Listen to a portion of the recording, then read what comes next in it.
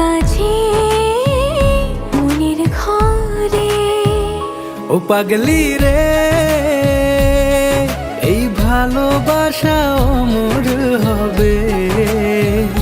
ও পাগলি রে, আমি থেকে গেলাম তোমার কাছে।